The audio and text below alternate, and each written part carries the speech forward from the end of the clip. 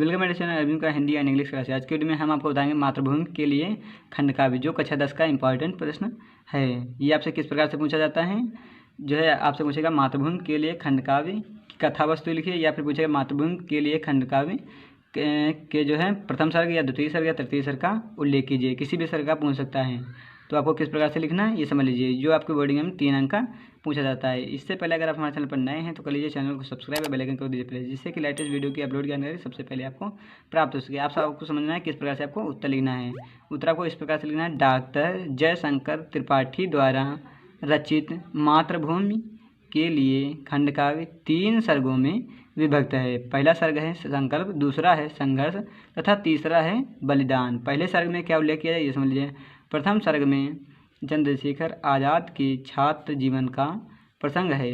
चंद्रशेखर आज़ाद का जन्म मध्य प्रदेश के भांवरा ग्राम में हुआ था। बड़े होने पर वे काशी नगरी में संस्कृत पढ़ने गए। उस समय भारत में ब्रिटिश शासन का दमन चक्र चल रहा था। भारतीय जनता के दमन के लिए रॉलेट एक्ट बनाया गया था। इस राष्ट्र विरोधी एक्ट का विरोध करने के लिए अमृतसर में सन 1919 ईस्वी में जलियांवाला बाग में एक विशाल सभा आयोजित की गई थी। उसी समय जनरल डायर ने वहां पहुंचकर गोलियों की बौछार करके निरीह जनता को भून डाला। अंग्रेजों की उक्त दमन की घटना को पढ़कर किशोर चंद्रशेखर का मुख क्रोध से तमतमा उठा और आंखें करुणा से भर आईं। उसने भारत माता को यातना से मुक्ति दिलाने का निश्चय किया। उसी समय महात्मा गांधी ने अंग्रेज़ों का असहयोग करने के लिए आह्वान किया। उनकी एक पुकार पर देशभक्त छात्रों ने विद्यालय तथा राष्ट्रभक्तों ने नौकरी छोड़ दी और स्वतंत्रता संग्राम में कूद पड़ी। चंद्रशेखर को देशद्रोह के अभियोग में बंदी बना लिया गया था। मजिस्ट्रेट के द्वारा परिचय पूछने पर उन्होंने अपना नाम आज़ाद और पिता का नाम स्वाधीन तथा घर जेल खाना बताया। चंद्रशेखर का साहस ऐसा था कि उसने जनता में असीम साहस का संचार किया। तभी से उस बालक को आज़ाद कहकर सम्मानित किया जाने लगा। अब आपको समझना है दूसरी सर्ग किस प्रकार से आपको लिखना है, ये देख लीजिए। द्वितीय सर्ग इस प्रकार से लिखना है, समझ लीजिए।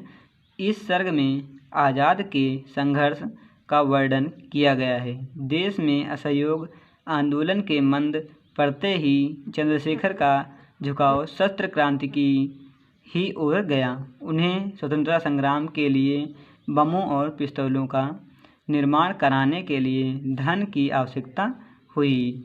इन्होंने सरदार भगत सिंह, अशफाक उल्लाह खां, राम प्रसाद बिस्मिल, मनमथनाथ गुप्त, सचिंद्रनाथ बख्शी आदि के साथ मिलकर 9 अगस्त 1925 ईस्वी को काकोरी स्टेशन के पास रेलगाड़ी से सरकारी खजाने को लूटने में अभूतपूर्व सफलता प्राप्त की। इस कांड में पकड़े जाने पर कुछ क्रांतिकारियों को फांसी और कुछ को जेल की सज़ा हुई, परंतु चंद्रशेखर आज़ाद और भगत सिंह सरकार की नज़र से बच निकले। सन 1928 ईस्वी में साइमन कमीशन भारत में हो रहे स्वाधीनता के झगड़ों की जांच के लिए आया। इस कमीशन के सारे सदस्य अंग्रेज थे। जहां भी यह कमीशन गया वहीं उसका बहिष्कार और अपमान करके रोष प्रकट किया गया। पंजाब केसरी लाला लाजपत राय पर पुलिस अफसर स्कॉट ने लाठियों का घातक प्रहार किया, जिससे कुछ ही दिनों के बाद उनका देहांत हो गया। चंद्रशेखर आज़ाद ने भगत सिंह और राजगुरु से मिलकर लाला लाजपत राय के हत्यारे पुलिस ऑफिसर स्कॉट को मारने की योजना बनाई। स्कॉट के स्थान पर सैंडर्स मारा गया। इस घटना से ब्रिटिश हुकूमत पर मानो बिजली गिर पड़ी। भगत सिंह और बुकटेश्वर दत्त ने असेंबली में बम गिरा दिया और भारत माता की जय का नारा लगाते हुए अपने आप को गिरफ्तार कराया। सरकार ने पंजाब की घटना का जुर्म भी क्रांतिकारियों के मत्थे मढ़कर 3 क्रांतिकारियों को फांसी की सज़ा दे दी। अब संगठन का सारा भार आज़ाद के कंधों पर आ गया। वे शासन से अन्याय का बदला लेने की सोचने लगे। इस सर्ग में आपको क्या बताया गया ये समझ लीजिए। तृतीय सर्ग में आज़ाद के जीवन के अंतिम समय की क्रियाशीलता और बाधाओं का वर्णन किया गया है। आज़ाद जब बहुत थक जाते थे तब वे प्रकृति के बीच जाकर विश्राम करते थे। मध्य प्रदेश की सातार नदी के तट पर हनुमान जी का मंदिर और पर्वत की गुफा उनका ऐसा ही विश्राम स्थल था। एक दिन आज़ाद फूलबाग की सभा में सशस्त्र क्रांति के विरुद्ध एक नेता का भाषण सुन रहे थे। वहीं पर खड़े गणेश शंकर विद्यार्थी ने उनके उत्तेजित मन को शांत किया और कहा, देख आज़ाद, नेता की अनजानी बातों को मत सुनना। इन्हें इस बात का भय था कि आज़ाद कहीं इस सभा को भंग न कर दे।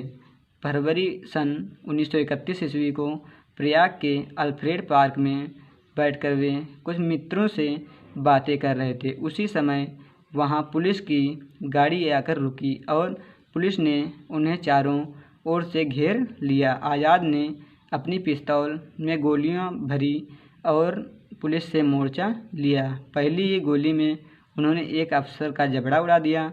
नाट बाबर नाम के अंग्रेज एसपी की कलाई उड़ा दी।